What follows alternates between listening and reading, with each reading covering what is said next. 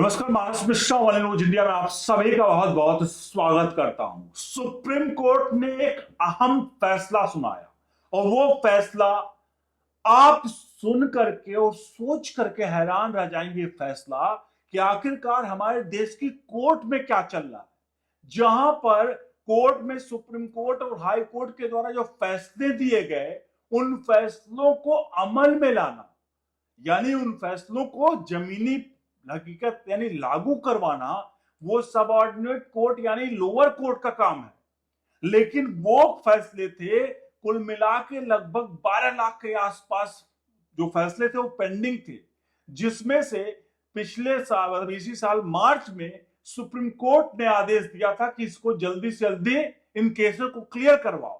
तो जल्दबाजी में 3.5 लाख के आसपास केस क्लियर कराए गए और उसके बाद अभी भी लगभग 8,85,000 केस जो हैं वो अभी भी पेंडिंग है। वो केस क्या थे जिसके बारे में हम यहां डिस्कस करेंगे।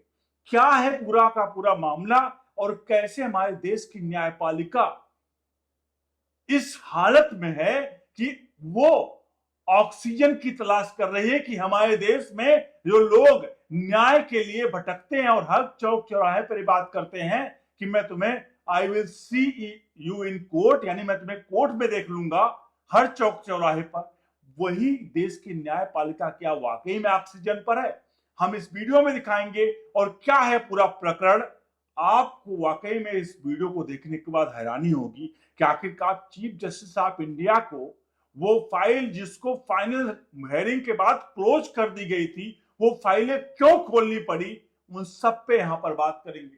तो चलिए ले चलते हैं पूरे के पूरे प्रकरण की तरफ। हमारे साथ शुभम जुड़ रहे हैं और वो बताएंगे आपको कि आखिरकार ये जो पूरा प्रकरण है उन पे हम बात करेंगे। ये जो पूरे प्रकरण है आखिरकार ऐसा क्यों हो रहा है और क्या हमारे देश के चीफ जस्टिस ऑफ इंडिया, हमारे देश के जो जज साहबान हैं जो कि सुप्रीम कोर्ट कॉलेजियम सिस्टम जो है, क्या जजों की कमी को जूझ रहा है, जजों की कमी से जूझ रहा है? और अगर जूझ रहा है तो इसको एक प्रॉपर रास्ता क्यों नहीं निकाला जा रहा है?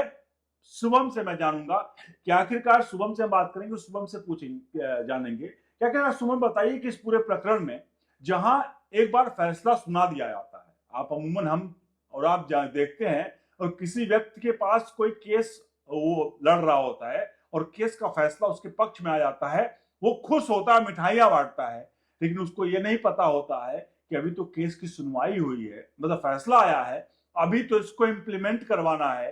इम्प्लीमेंट करवाने के लिए सुप्रीम कोर्ट को दखलंदाजी देनी पड़ रही है। आखिरकार इसके पीछे के क्या कारण हो सकते हैं, आप जो देख रहे हैं चीजों को? देखिए, मेरा मानना है कि सुप्रीम कोर्ट में इस तरह, देखो, सबसे पहले ये है कि भाई लोग यहाँ पर सुप्रीम कोर्ट पर भरोसा करते हैं, कोर्ट पर यहाँ पर भरोसा करते हैं, एक जस्टिस पर यहाँ पर भरोसा है। ठीक है, वो लोकतंत्र के लिए बहुत अच्छा है। देखो, यहाँ पर नंबर ऑफ केसेस बढ़ना अगर कोर्ट में अच्छी बात है लोकतंत्र में, क्योंकि लोग अवेयर हो रहे हैं अपने राइट के लिए। लेकिन एट द एंड अगर इन चीजों पर फाइनल डिसीजन नहीं आता है, लेट होता है, तो वही है ना कि भाई अगर देर से मिला न्याय, न्याय नहीं होता है। ठीक है, तो ये सारी चीजें देखिए, होता क्या सीन है कि जब कोर्ट में इस तरह की चीजें, केसेस पेंडिंग होते हैं, तो वो पेंडेंसी ये दिखाती है कि भाई कहीं ना कहीं ये जो लोकतंत्र के लिए जो मामला है वो खतरा नजर आता है। क्योंकि भाई लोकतंत्र में ये सारी चीजें है कि हम चीजों को जा रहे हैं, हम चीजों को कोर्ट तक लेकर जा रहे हैं, लेकिन अगर इंसान यहाँ पर शुरुआत करता है 20 साल 22 साल के एज में यहाँ पर शुरुआत करता है कोर्ट जाने की, और वो भाई 60-70 साल उस पूरी उम्र बीत जाती है, तो कहने का मतलब है कि भाई जो ये जस्टिस सिस्टम है उसमें सुधार की जरूरत नजर आती है। शुभम, एक चीज में इसमें तो आपने कहा कि अच्छी बात है कोर्ट में केसेस बढ़ना, क्योंकि लोगों का बिलीफ है कोर्ट पर। और मैंने भी शुरुआत में कहा कि भाई हर व्यक्ति लड़ाई जब लड़ता है तो ये नहीं कहता तुम्हें थाने में देख लूंगा, ये नहीं कहता कि तुम्हें पीएमओ में देख लूंगा, ये नहीं कहता कि तुम्हें कहीं और देख लूंगा, वो सीधे कहता है मैं तुम्हें कोर्ट में देख लूंगा। तो आपने कहा ये अच्छी बात है, कोर्ट में पेंडेंसी मतलब लोग केसेज आ रहे हैं। लेकिन क्या एक अमूमन हमने देखा है जब भी कोई कंपनी भी खुलती है तो प्रोडक्ट की डिमांड और सप्लाई देखा आता है कि कितनी डिमांड उस हिसाब से सप्लाई की जाए। तो जब कोर्ट में केसेस ज्यादा हैं और एक दिन की बात नहीं है, तो सालों साल से चल रहे हैं, कोई केस 30 साल 40 साल से चलते चले आ रहे हैं और पता चलता है 40 साल बाद, अभी एक हालिया का केस था जहां 40 साल बाद एक व्यक्ति जो रेप का आरोपी था उसको 40 साल बाद 2024 में 25 में बरी किया गया है और मामला 1984 का था। अब सोचिए, वो जो बरी किया गया व्यक्ति है उसकी पूरी लाइफ, उसका पूरा परिवार, क्योंकि रेप केस में पूरा परिवार बर्बाद हो गया। अब इसके लिए लेट जस्टिस मतलब होता, समझते कि लेट जस्टिस मतलब मिलने का मतलब है कि ऐसा न्याय कोई न्याय का महत्व ही नहीं रखता है। तो ऐसे में क्या आपको लगता नहीं कि जो हम कह रहे हैं कि कमी किसकी है? जब आप हर चीज अपने हाथ में लेकर रखोगे, हमारे देश के सुप्रीम कोर्ट के जज साहबान, कॉलेजियम सिस्टम, तो आखिरकार ये लैक किसका लैक है? कि कोर्ट्स का लैक है, जजों का लैक है, या हमारे सिस्टम का लैक है जो हम ये इस पे कोई छेड़ना नहीं चाहता? देखिए, मुझे लगता है कि देखिए ये सारे प्रोसेस में ठीक है, सुधार हो रहे हैं, मैं मानता हूँ, लेकिन अगर जैसे ई कोर्ट या फिर इन सारी चीजों को, जो भी गवर्नेंस वाले पार्ट है, इन सारी चीजों को भाई आज हम ई कोर्ट की बात करते हैं, वर्चुअल कोर्ट की बात करते हैं, ये सारी बात करते हैं, लेकिन उसके बावजूद भी ये सारी चीजें ग्राउंड पर उतनी तेजी से इंप्लीमेंट होती नहीं नजर आ रही हैं। तो कहीं ना कहीं भाई ऊपर के लोग जो बैठे हैं, जैसे कहने का मतलब है कि जैसे पुलिस सिस्टम में एक कांस्टेबल होता है, तो कांस्टेबल, अब देखो सारा लीड जो है वो तो एसपी करता है, कप्तान करता है पूरे जिलों को, तो यहाँ पर सुप्रीम कोर्ट है वो लीड कर रहा होता है, और डिस्ट्रिक्ट कोर्ट जो है, मैं एज मैं इस तरह से नहीं कहता, लेकिन एक अगर हम उस नजरिए से देखें तो वो कांस्टेबल के तौर पर ही नजर आता है। तो ऊपर के लोगों का ये दायित्व बनता है, रिस्पॉन्सिबिलिटी बनती है कि भाई नीचे के लोग सही ढंग से काम कर रहे हैं या नहीं, ये देखना।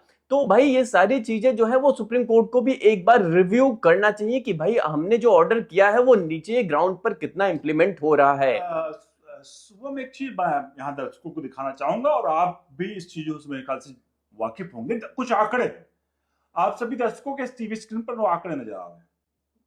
वो आंकड़े आप देख रहे हैं सभी लोग कि यहाँ पर देखिए लिखा है कुल मिलाकर के हमारे देश भर में जो है देयर आर 22,677 जजेज इन सब ऑर्डिनेट कोर्ट, यानी कि लोअर डिवीजन में, लोअर जिला न्यायालयों में कुल 22,677 जज हैं, हाई कोर्ट में कुल 1,079 जज हैं और सुप्रीम कोर्ट में कुल 34 जज हैं, चीफ जस्टिस ऑफ इंडिया को मिलाकर। यानी कुल जजों की संख्या 23,790 देश भर में। और आज की डेट में पेंडेंसीज की बात करें तो लोअर कोर्ट में बात करें, ये आंकड़ा इसमें नहीं है, तो मैंने बताया कुल 23,790 यहां पर शुभम कुल जज हैं। आज के टाइम पर लोअर कोर्ट में पेंडेंसीज की बात करें लगभग 4,70,00,000 4,70,00,000 पेंडेंसीज है, और हमारे हाई कोर्ट में लगभग 85 लाख या 90 लाख के आसपास पेंडेंसीज है, और हमारे सुप्रीम कोर्ट में कुल मिलाकर लगभग वो भी 80-85 हजार के आसपास पेंडेंसीज है।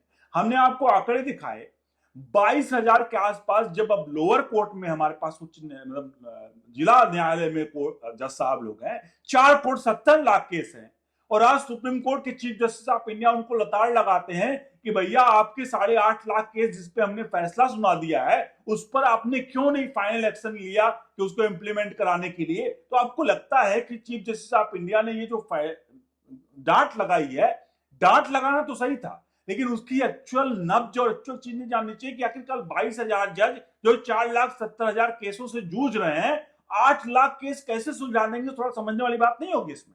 बिल्कुल, देखो आप, ये जस्टिस का मतलब ऐसा नहीं कि आपने अपना काम खत्म कर दिया, आप ऊपर में बैठे हुए लोग हो, आपके लिए भाई ये भरोसा है, सुप्रीम कोर्ट एक भरोसा है लोगों का। डेमोक्रेसी ऐसे नहीं चलती।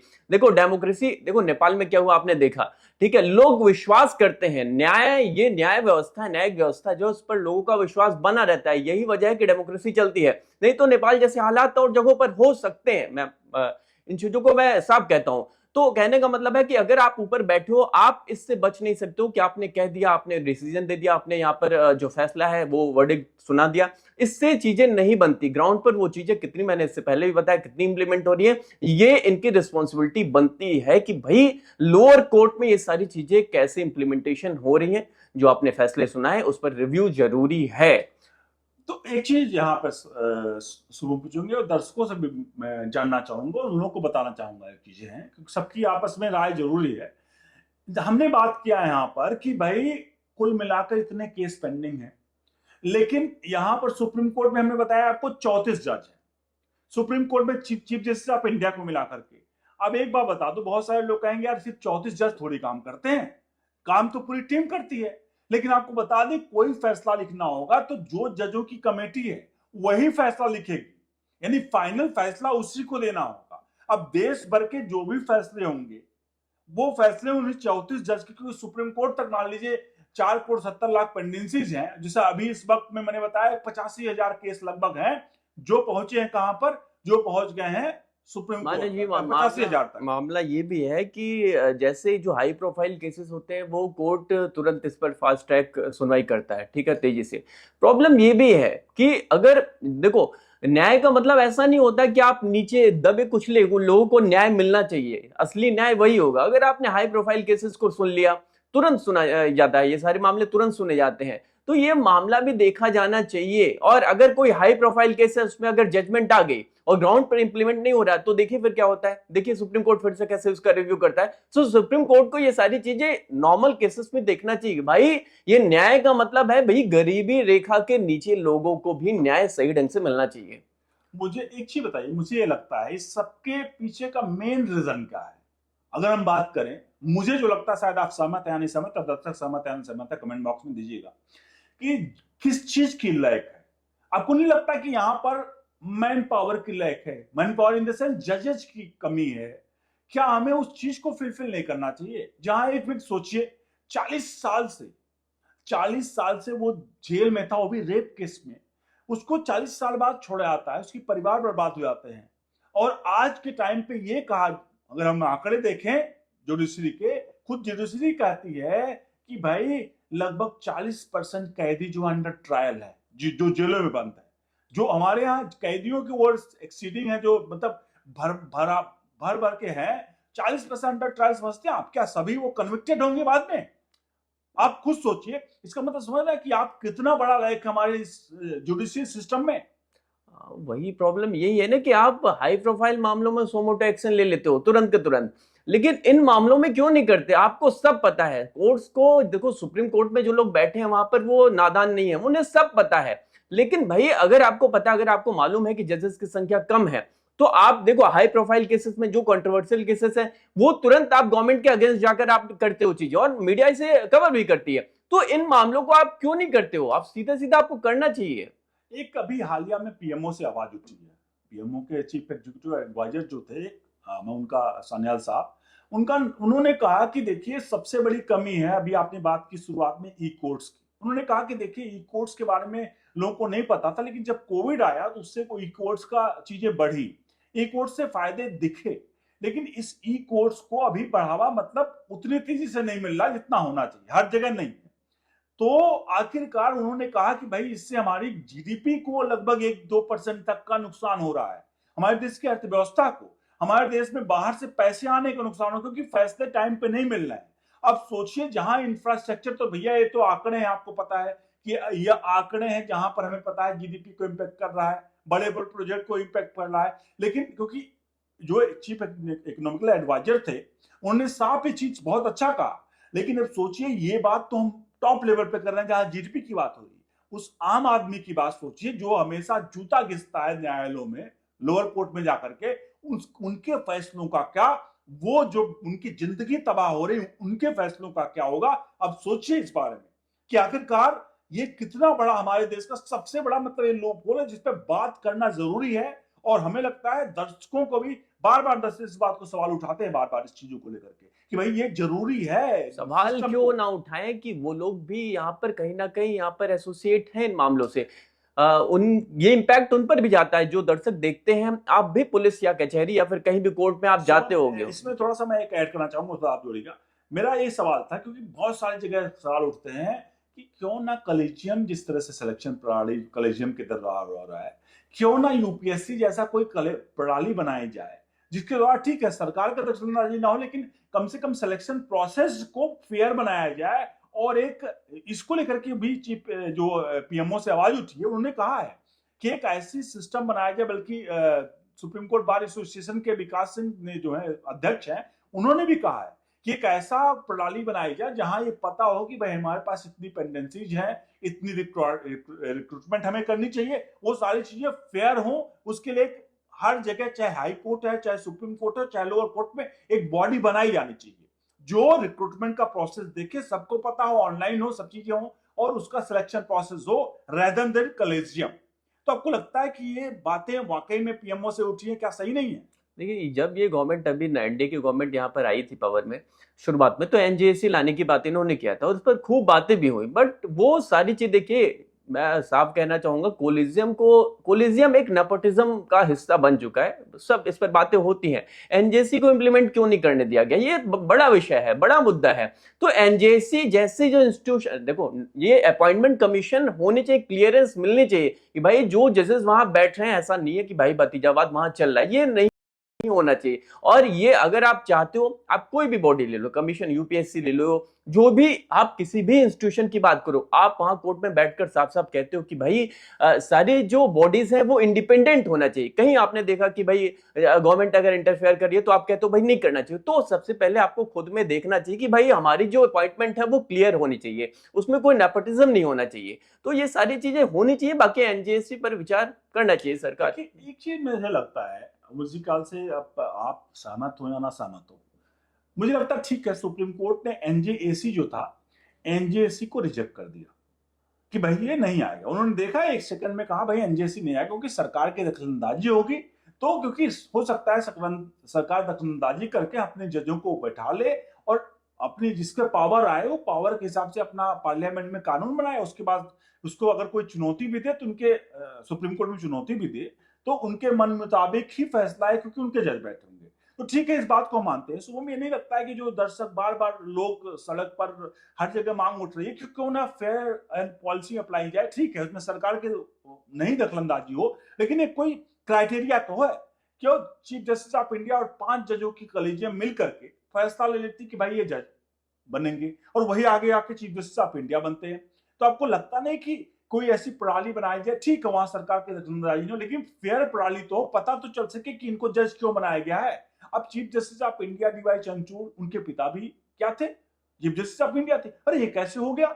ये वही हुई जैसे आपने कहा, हम कहते हैं नेपोटिज्म, मतलब परिवारवाद, परिवारवाद के पहले नेहरू बने, नेहरू के बाद इंदिरा बनी, इंदिरा के बाद राजीव बने, राजीव के बाद सोनिया गांधी ने संभाली सत्ता, और सोनिया गांधी के बाद कौन संभाला सत्ता? अब राहुल गांधी लगे हुए कि हम बन जाए प्रधानमंत्री। तो आपको लगता नहीं कि एक हम पॉलिटिकल में तो उठाते हैं, पॉलिटिक्स में भैया ऐसा नहीं होना चाहिए, लेकिन यहां पर अगर हम उठाएं तो कोर्ट से आवाज आने लगी कि भैया कोर्ट के खिलाफ आप लोग बोल रहे हो, कोर्ट की अवमानना कर, बहुत सारी बातें जाती हैं, हालांकि ये बहस का विषय है।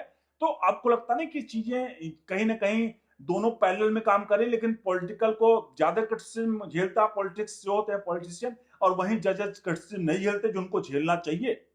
देखिए, 2025 में हम बैठे हैं, ठीक है, समय बदल रहा है, ये एरा चेंज हो रहा है। तो ऐसा नहीं है, देखो, ये लोग जो कोर्ट में बैठे हैं, प्रश्न ये नहीं है कि भाई कौन गलत है कौन सही है, लेकिन जो लोग कोर्ट में बैठे हैं वो हम और आपकी तरह ही लोग बैठे हैं, इंसान ही है। और उसमें जैसे अभी नेपोटिज्म की बात कही, तो वहां भी ये नेपोटिज्म चलता है, कोई दो राय नहीं, और इस पर अब खुलकर बात होनी चाहिए।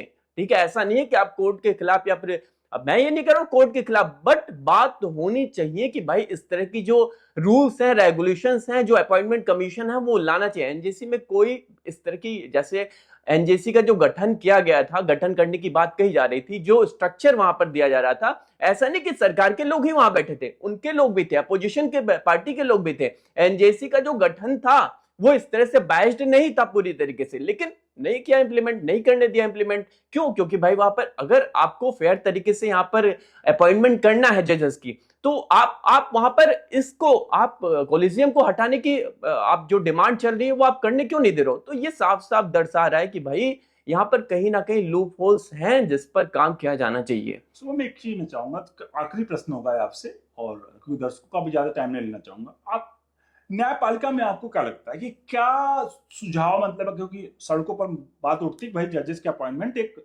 एक प्रक्रिया के द्वारा किया, जैसे यूपीएससी सिलेक्शन होता है, आईएएस का उस तरह से फेयर होता है, भाई इंटरव्यू होता है, सिलेक्शन होता है। ये नहीं कह सकते कि भाई वो उसमें पॉलिटिकल इंटरवेंशन नहीं होता है, उसमें भी होता है, लास्ट में जाकर इंटरव्यूज में कहीं ना कुछ होता होगा।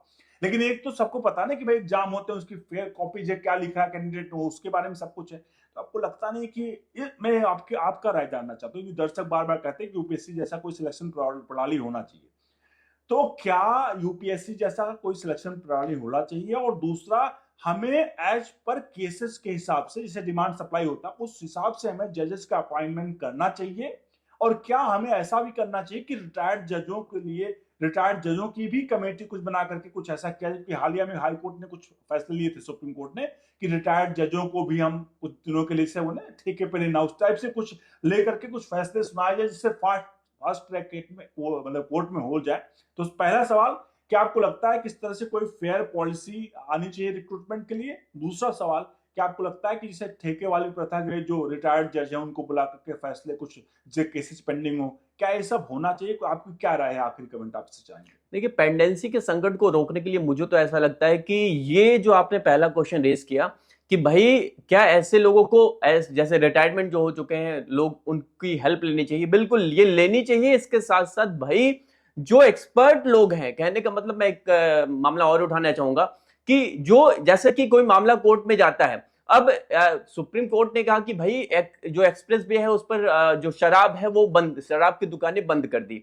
ठीक है, सीधा सीधा। लेकिन सही ढंग से ये होना चाहिए भाई, शराब की दुकानें बंद करने से ज्यादा बेहतर यह है कि शराब ना पीकर वहां पर चलाया जाए। ठीक है, शराब की दुकानें आपने बंद कर दी, सरकार का राजस्व खत्म हो गया। तो यहां पर सबसे देखो ग्राउंड पर इंप्लीमेंटेशन क्या है वो सुप्रीम कोर्ट इससे अवेयर नहीं रहता। और इसके लिए देखो, इसके लिए जैसे सुप्रीम कोर्ट में जो लोग बैठे हैं वो हर मामलों के एक्सपर्ट नहीं होते हैं। एनवायरमेंट से जुड़ा मामला अगर वहां पहुंचता है तो उसके भी एक्सपर्ट जजेस नहीं है। तो ऐसे लोगों को कमेटी में जोड़ना चाहिए, उनकी सलाह कोर्ट को लेनी चाहिए, जजेस को लेनी चाहिए कि भाई देखो हर मामले में हर बंदा वहां एक्सपर्ट नहीं होता है। तो ये सारी चीजें करनी चाहिए। बाकी यहाँ पर जो गठन की आपने बात की वो गठन होना चाहिए। और मैं एनजेसीओ जो एनजेसी है उसके फेवर में भी कहता हूँ, बार बार उस समय भी इसके फेवर में था कि भाई कोलिजियम को यहाँ कहीं ना कहीं आपको डिक्लाइन कर रहा है हमारे स्ट्रक्चर को, तो इसको कहीं ना कहीं हटाकर एनजेसी जैसी इंस्टीट्यूशन यहाँ पर इंप्लीमेंट करनी चाहिए।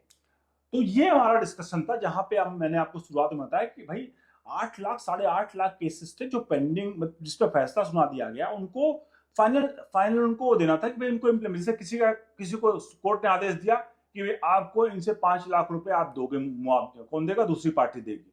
तो क्या हुआ, वो कोर्ट ने तो फैसला सुना दिया, लेकिन अब जो लोअर कोर्ट से जहां आदेश जारी होगा वहां भी जज साहब बैठे हैं, वहां आदेश जारी हो गया, उस आदेश को जारी करने में इतना टाइम लग गया, और 8 साढ़े 8 लाख की पेंडेंसी, हालांकि सुप्रीम कोर्ट ने, चीफ जस्टिस ऑफ इंडिया ने 6 महीने का वक्त दिया है, मार्च अप्रैल 2026 तक इन फैसलों को, इन पेंडेंसीज को क्लियर कर देना है।